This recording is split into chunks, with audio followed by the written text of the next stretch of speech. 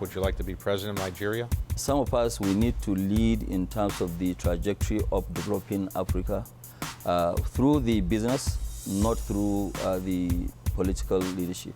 Are there good investment opportunities for non-Africans in Africa? Well, there are good opportunities for everybody, you know, and I think there's protection also for everybody. So the Arsenal team, and is that a team that you would like to buy someday? It is a team that, yes, you know, I would like to buy, you know, someday. Would you fix your tie, please? Well, people wouldn't recognize me if my tie was fixed, but okay. Just leave it this way. All right.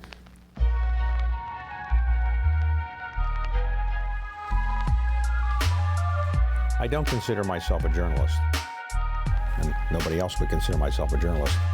I began to take on the life of being an interviewer, even though I have a day job running a private equity firm.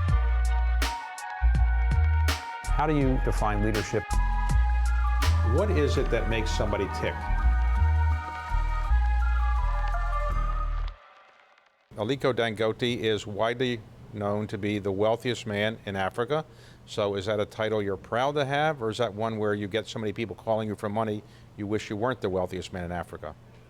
Well, first of all, thank you very much, David. It's great to be here, you know, and also seeing you today.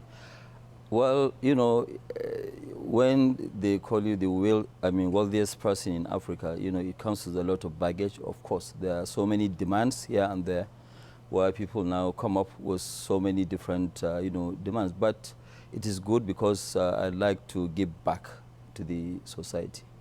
So right now you are involved in many philanthropic endeavors in Africa and elsewhere. Let's go through some of them before we go to how you actually made all of this money. So recently you had an event in New York, where we are now, with Mo Ibrahim, also a wealthy African business person, and Bill Gates, in which you provided a fair amount of money for the African Center in New York, in Harlem. What is the African Center, and why did you do that? Well, we did the Africa Center idea started with, you know, Chelsea, Clinton, Hadil, Mo Ibrahim, and my daughter Halima. My daughter Halima joined them later, and we realized that, look, we need to set up this Africa Center. We need to make it you know, a reality. First of all, you know, for us to be able to project Africa in a better light, you know, bringing Africa to the rest of the world. You know, especially when you look at, you know, the third week of every September, we have the United Nations General Assembly, where the entire world converges in New York. And what we want to do is to tell the real narrative of Africa and tell the rest of the world what Africa is all about. So this is now to do with policy, business, and culture. You know, because sometimes, you know, I mean, especially, you know, Americans, they don't really understand much about Africa. You know, somebody will say, okay, well, both you Africans, you know, what kind of language do you speak? For example, in Africa, we speak about 2,000 different languages. Well, that's a lot. That's a lot. So right now, one of the big problems in Africa is health, and you've been very involved in trying to eradicate polio in Nigeria, along with Bill Gates and his foundation. What is the progress that you've made to date? I think we've done quite a lot. You know, the progress has been very, very tremendous. In the last 3 years, we haven't really had any wild, you know, virus of polio. And hopefully, when we work hard between now and the next 6 months, by April, we'll be certified to be polio-free country, which means the entire African continent will be polio-free. Now, one of the things you're doing in the philanthropic world is building a hospital in Nigeria. Why do you feel a need to build a new hospital? I think we need to build a world-class hospital, because when you look at it in Nigeria, we spend quite a lot of money, where a lot of people go abroad for medical checkup, for medical operation. Then what we are trying to do is to give that hope to the population and say that, look, you don't need travel abroad. We'll be able to treat you there. Now, for those who may not be familiar with Africa, Nigeria is the most populous country in Africa, is that right? It is. And it's growing at a very large rate in terms of its population, is that? Yeah, about 3%. Yeah, we're growing at about 3%. So if at the current rate, at some point, more people will be in Nigeria than in the United States. Well, by 2050, will be at about 450 million population, and I'm sure we will be way ahead of the States. We'll be about number 3 after China, India, and then it will be Nigeria in terms of population. So by 2050, you could be the 3rd biggest country in the world by population at the current population growth rate. So does that make you nervous about whether Nigeria can house and feed all these people? It doesn't really make me nervous because we have massive arable land, we have a lot of water, we have the right climate. So when you look at it, the major contributor to our GDP in Nigeria is agriculture. So I think we just need to tilt a bit and change from the normal oil reliant economy to agriculture and manufacturing. So Nigeria is known as well for having large oil deposits. Is that a major contributor to the Nigerian economy? Is that the major source of wealth in Nigeria? It's not the major source, but it contributes 90% of the foreign exchange that we have. And we also, the 60% of the government's revenue is also coming from oil. But I think the government is doing quite a lot to try and diversify the economy by trying to structure their own taxes, because we need to make more money from the taxes. The taxes, generation in Nigeria is a bit low. So I think government is working very hard to make sure that, yes, they adjust all these numbers. Now, as the wealthiest man in Africa and the wealthiest man in Nigeria, do you get pressure to run for political office yourself? Would you like to be president of Nigeria? I think I'm doing a great job where I'm right now, so I don't think I need to be in a political space. Some of us, we need to lead in terms of the trajectory of developing Africa through the business, not through the political leadership. Let's talk about how you made this amount of money, which is by far the largest amount of money that any individual has in Africa. So you came from a wealthy family or not a wealthy family? I came from a wealthy family. My late great-grandfather in the 1940s was actually the richest, West African. My late grandfather was one of the wealthiest Nigerian. The family name is Dentata. That's from my maternal side. My father too, was fairly rich, but he was both, in business and also in politics. But David, one thing that I'm very, very proud of is that I did not inherit any money from my father. I built everything from scratch to where I am. So your father died when you were relatively young? Yeah, he died when I was 8 years old. So he didn't leave in his will a large amount of money for you? Well, he left in the will, but, whatever that I inherited from him, which means in assets, I gave that one to charity since then. Okay, so did you go to college in Nigeria? No, I went in Egypt. Egypt, all right. And what did you study? Business. All right, so you graduated at what age? I graduated at about 20 years old. All right, so you went back from Egypt to Nigeria? Yes, I went back, and then what did you get a job? What did you do? I started work with my, uncle, but there's few months, and then I went to Lagos, and now I started my own business by just, buying cement, selling. It was just a very low-key business. All right, so you're 20, 21 years old, you're buying cement, you're a trader. I was trading, yes. You're not making cement, you're trading it. I was trading at that time. Now, cement is your main business. We'll talk about it in a moment, but why is cement such a big part of Africa's, wealth, at least in Nigeria? The issue is that when you look at cement, cement is what builds infrastructure. And we need a lot of infrastructural deficit. In Nigeria alone, we have about 17,000 deficit of housing. And it is all over in, Africa. So when we started cement in Nigeria, we realized that majority of it was actually imported. And that is why we went in there, we started, and it's a long story. So you ultimately were trading cement, and then was it hard to get the money to keep that business going? No, it wasn't really hard. At that time, I was buying domestically. We started importation in 1980, because I started business in 78. So by 1980, we started importing sugar, rice, commodities generally. And then we stopped the cement business because the cement I was actually doing local trading. It wasn't really import business. We started import of cement in 2000. Okay, so you had a cement trading business. Somebody thought Lafarge may be buying it. You decided not to sell because they wanted control. And you then decided to build your own cement manufacturing business, is that right? Yes, I decided in 2003 to build my own cement. That time, Nigeria was only producing about 1.8, 1.9 million tons. But we went ahead and started with 5 million tons of cement capacity. So what year was that? This was 2000, and we started the building end of 2003, and we finished in 2007. And so now you're the largest cement manufacturer in Nigeria? We are the largest cement manufacturer in sub-Saharan Africa. So you're building a refinery in Nigeria. Why does Nigeria need another refinery? When you look at the entire sub-Saharan Africa, we have only 2 working refineries.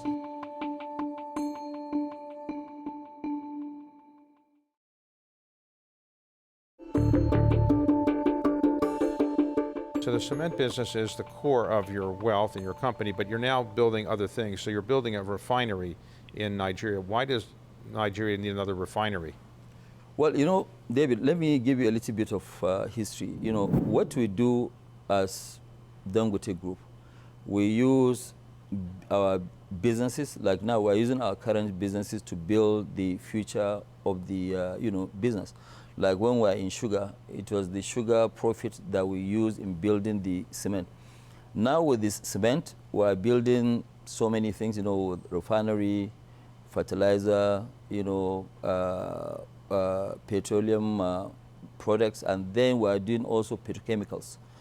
With the refinery, your question is, okay, why are we building a refinery? When you look at the entire sub-Saharan Africa, we have only 2 working refineries. One, it is in Cote d'Ivoire, which has only 75,000 barrels a day. The other one is by Sasol in South Africa. But majority of all these countries, almost all the sub-Saharan African countries, they don't have refining capacity. So all of them, they export their oil, but they import products. So we realize that majority of the foreign exchange spendings of Nigeria goes to petroleum products imports. So Nigeria is exporting its oil and then it has to buy refined oil products back, imported, right? Yes. And what you're doing is you're building one of the largest refineries in the world? It is the largest single line in the world. It's 650,000 barrels a day of refining 650,000 barrels a day of refining capacity. So to do that, do you have to borrow some money, or where did the money come from to build that? Well, what we are doing right now, we are borrowing from the commercial banks. We are also borrowing some money from, some financial institutions like the, African Development Bank, the development banks, financial development, banks. We are borrowing from, African Exim Bank. So many companies outside outside of Africa would like to invest in Africa. Where do you recommend that they invest? In Nigeria, South Africa, Kenya? Obviously, you're probably partial to Nigeria, but are there good investment opportunities for non-Africans in Africa? Well, there are good opportunities for everybody, and I think there's protection also for everybody. As we speak today, even foreign investors. Let me give you an example. In Nigeria, if I have a partnership with you that I'm investing, I won't have what you call minimum taxation. But if the company is owned by myself alone, as a Nigerian or Nigerian entity, we have a minimum taxation. So there's quite a lot in terms of inviting foreigners to come and invest in Africa. But countries that I can suggest for people to invest, one of them, of course, Nigeria. Ghana is a very good place to invest. Cote d'Ivoire, Kenya. Kenya is also a very good place to invest. Now, I first met you a number of years ago when I was raising my firm's African investment fund, and you invested in it. Yes. And today, the bloom seems to be off the rose in African private equity investing. It was very attractive to many people 4, 5, 6 years ago. Today, it seems to be less attractive. Is that because the economies in Africa have gone down a bit, or what would you say is the reason? Well, I think most of that reason, I think, is to do of, first of all, lack of understanding of where to even invest. You know, I mean, look at the investment that were made with you. I think I can say that 90% of whatever we invested in, we are doing very well. So I think it is where you should invest. Even myself as an African, I cannot invest in every single sector. So I have to be very choosy of where I invest. And, you know, there's a lot of, you know, wrong perception. You know, people read stories from newspapers and they believe what they are, you know, reading. But I think, you know, as we go along, you know, there are quite a lot of changes in most African countries to try and change in terms of, you know, focus on the economy. Now, you live principally in Lagos, is that right? Yes, I do. And how many people are there in Lagos? In Lagos today, we have about 25 million. 25 million people? Yes, in terms of population. I know it's a very small... So you getting know, around in Lagos, which I've tried to do, is not that easy, though getting around in New York's not that easy either. But for example, when you get around, do you have like special police cars that take you around? How do you get around Lagos? Well, I get around in Lagos. Yeah, sometimes I have, you know, police escort, but not all the time. Okay. Over the weekend, I drive myself. You drive yourself? Oh, yes, I do. I drive myself. And people stare at you and say, there's the wealthiest man in Africa driving himself? They do sometimes when they recognize, you know, the person driving, yes. So do you go to a restaurant by yourself? Do people come up for selfies or they ask you for money? They don't really ask me for money, but even here, anytime when I go to places, you know, to either eat or to, you know, I get a lot of requests for selfies, for, yes, you know, it's normal. Now, you have some outside interests. One of them, I think you're interested in what we call in the United States soccer, but other people call football. So the Arsenal team, and is that a team that you would like to buy someday? It is a team that, yes, you know, I would like to buy, you know, someday. But like what I keep saying today, we have $20 billion worth of projects. And I think that's really what I want to concentrate on. You know, I'm trying to finish building the company. And then after we finish, maybe sometime in 2021, you know, we can... So you're not buying a team right now? I'm not buying Arsenal right now. I'm buying Arsenal when I finish all this okay. project, because I'm trying to take the company to the next level. What are the attributes that you think you have brought to the table which make you successful? I think the most important one, number one, David, if you are going into any business, you must understand the business A to Z. You must know that business.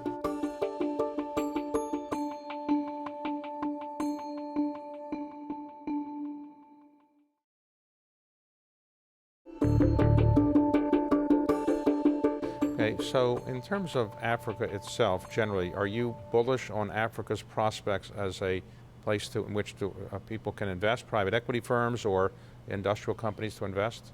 I think I'm very, very bullish when it comes to Africa, and it is the main reason, David, today why we have $20 billion that we're investing all, you know, at a go, which will finish by end of next year, first quarter of, you know, I mean, in the next 2 years, let's say in the next 2 years.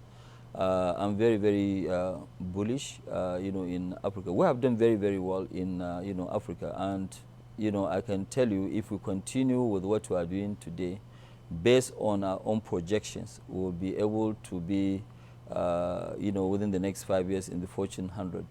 Now, from time to time on some television networks, I see advertisements for Dangote. Yes. As for your company. Is that Well, just general brand building? Why do you advertise, let's say in the United States, the Dangote brand? Because most of your businesses are not in the United States.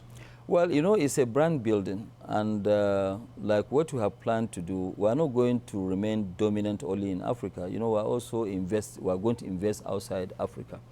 Because what we are doing right now, you know, David, we're investing, yes, mainly in sub-Saharan Africa. But if you look at what we are building, today, we have a company that has revenues of $4 billion. In the next 2 years, we'll have a company that will have a revenue of about $30 billion. So with that, we'll have quite a lot of money. What we are trying to do is to use major part of that money and invest outside Africa, and maybe 40% of it to continue to invest in Africa, because we have invested very, very heavily in Africa. So you're in your early 60s. Yeah, I'm 62 now. 62, well, that's pretty early 60s. So do you intend to keep doing this for 10 more years, 20 more years, 30 more years? Let me not commit, but I think I will maybe work for the next, at least, very active in the next 15 years. So let's suppose somebody's watching this and say, I want to be like Mr. Dangote. I want to be a successful businessman in Africa. What are the attributes, or anywhere, what are the attributes that you think you have brought to the table which make you successful? Is it intelligence, hard work, persistence, all of those things? What would you say are the most important attributes? I think the most important one, number one, David, if you are going into any business, you must understand the business A to Z. You must know that business. You shouldn't just go and invest because somebody now will say, okay, hey, there's good money in cement, then you go and jump into cement. You have to understand the business in and out. And that's the difference with me. I know my business in and out. You can wake me up any time and ask me about fertilizer, ask me about anything that we are doing. And the other one is really to work very hard, and you have to have the tenacity of continuing to, you have some hiccups here and there, but you have to be focused in terms of what you are doing. Now, I've known you for a while, and I never seem to get you to yell or scream, or you seem very low-key.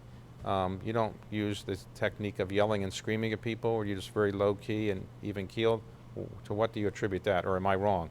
I think, no, you're not wrong. That's my nature. I'm very quiet, and I'm very, very calm. I get upset sometimes when people try to be, either to outsmart me, or I don't like people who will not tell me the truth. I always like people to look at me through, and tell me the truth. So are you investing any in the United States? We are going to start investing, in the United States just after this project. We want to open a family office, both in New York and in London. We already have an office in London which has been operating for the last 30 years. Okay. So we want to turn part of that, as a family office, so that we can diversify the wealth. As you know, I've discussed this with you before, where, sometimes in Africa you have issues of devaluation, so we want to really preserve some of the family's wealth. Right. Now, sometimes wealthy people, they collect art, they collect cars, they collect other things, or what, some of your wealth that you're not using for philanthropy, what do you do with it? Do you collect, are you a collector of things, or? I'm not really a collector of arts, anytime when I have excess money, I like to put more in terms of charity. I don't really have very expensive lifestyle. And the great pleasure of your life is just building your company and then giving away extra money? That's my greatest pleasure in life. Okay. Yes. Well, it's a very good success story, and I know a lot of people wanted to hear how you've done it, and I guess you're saying it's hard work and persistence, a little luck maybe from time to time. Luck, definitely. Luck must be there. If there's no luck, you won't be able to make it, of course. Well, thank you very much for coming today, and I appreciate your giving us your insights. Thank you. Thank you so much, David.